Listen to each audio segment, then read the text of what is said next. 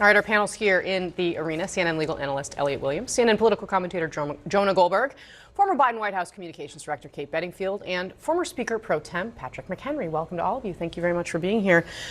Congressman, when you hear the president say that the war is pretty much complete, what does that tell you? Because it seems to say something about the politics of this situation. Well, it tells you that the president measures this thing differently than previous foreign engagements, that he has no intention of actually cleaning up the mess, but just creating the ingredients for a change here, where Iran cannot be an offensive, it takes away their offensive capability, which they've used across the Middle East, across the world, and that would be a global good. And then letting it shake out with neighbors that have to take the reins from here on out. That's one. And then two. Is that over to you, Netanyahu, basically? Yeah, it's good luck. Good luck to you. Okay. You have wealthy neighbors. You have wealthy neighbors and a means of paying for your restoration. You've taken out the top, 200 leaders of this regime.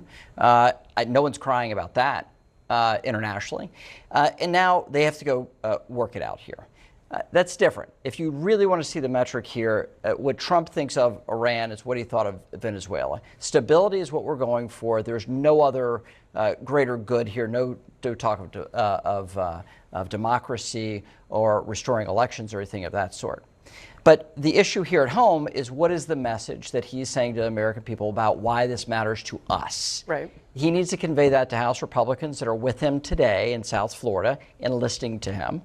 He needs to convey that to both parties in order to get funding for the rest of this engagement, or to restore what was just spent. That engagement also needs to include the public on why this matters, and we're starting to see that this weekend with the administration, but we need to see this really ramp up in the coming days. Jonah, in terms of the American people, there hasn't been a big sales pitch so far, and the result that people are seeing is higher prices at the pump. What are the implications of that?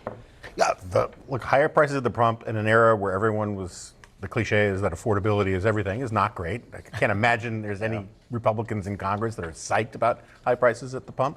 I think part of the problem, we've talked about this a bunch of times. There are all sorts of reasons, forget the constitutional ones for a second, why you go to Congress and you go to the public and you build up a case.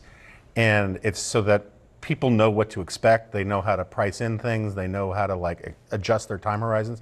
And the problem with the effort from the White House is, it's not so much they haven't explained why they're doing it. They've given every conceivable explanation for why they're doing it. And some of these things are not reconcilable. You cannot say you're liberating the Iranian people, but you're also going to keep the Ayatollah regime in place for stability. Those things are in conflict.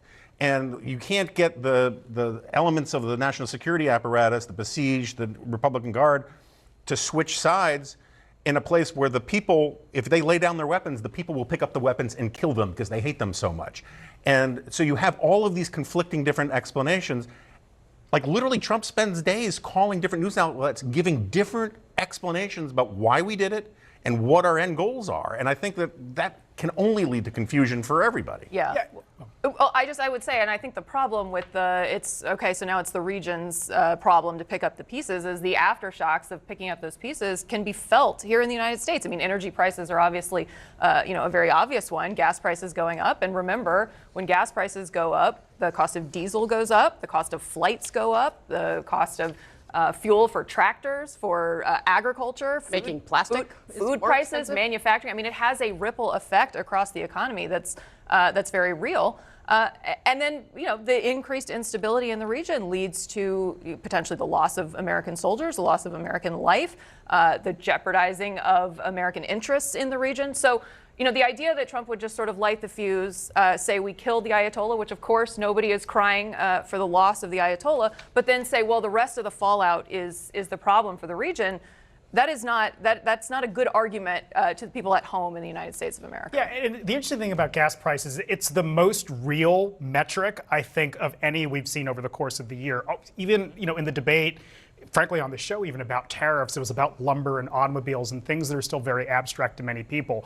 The most enlightening stat I saw today was in the Wall Street Journal that there's an 80% chance that gas hits $4 a gallon this month. That affects literally every American, if not, an overwhelming proportion of the country, and in all the ways you're saying. Yes, and I can tell you, having sat in the Biden White House when we were dealing with Just going to ask spike, you. the spike in the cost of oil after Russia's invasion of Ukraine. I mean, we threw every policy solution that we could come up with at the problem. I mean, Biden pushed for a gas tax holiday. We did releases from the Strategic Petroleum Reserve. We talked about Jones Act waivers. I mean, we were throwing everything that we could think of at the wall because precisely for the reasons that Elliot is talking about, it is an acute pain point for people in their lives across the country. And it's very hard to communicate with people about the other things that your administration is doing that benefits them when all they see is I'm paying more to get around day to day. But let's be honest. These markets are not based off supply and demand. They're based off of emotion and uncertainty. And that's why we're seeing this large spike. The uncertainty can be dealt with administration communicating clearly. The final point on gas prices and this issue of oil, where's this oil and natural gas going from Iran? Not to the United States. None of it's coming to the United States. Majority of it is going to China. What's the next big negotiation? China. The trade deal with China in April. And so all of this plays into a larger geopolitical sandbox, even though this is an overwhelming subject matter. I agree with that entirely. There's a problem, though. Commodity markets are by their very nature such that if Europe can't get and if China can't get oil from the Persian Gulf, that means they're going to go try to buy it from Latin America and from the United States, which means oil scarcity anywhere creates higher prices everywhere. Yes. And that's a problem. But in the short run, this has nothing to do with the supply and everything to do with uncertainty. For sure, I agree with Why that. the spike I agree with is that. so high. Yeah.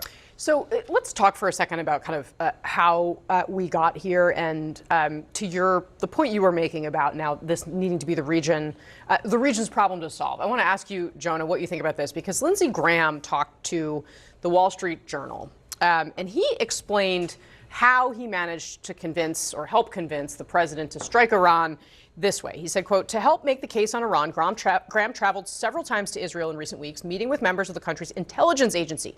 They'll tell me things our own government won't tell me, he said. He spoke with Israeli Prime Minister Benjamin Netanyahu, coaching him on how to lobby the president for action. Netanyahu showed the president intelligence that persuaded Trump to go ahead, Graham said. What do you make of this, Jonah? Well, I like it because I've spent so much time hearing how Israel's pulling all the strings and the Jews run the world, and it turns out it was Lindsey Graham all along. Lindsey Graham would love everyone to think that. I think it's. I don't know how weird it is that he did it. I think it's really weird that he's talking about it.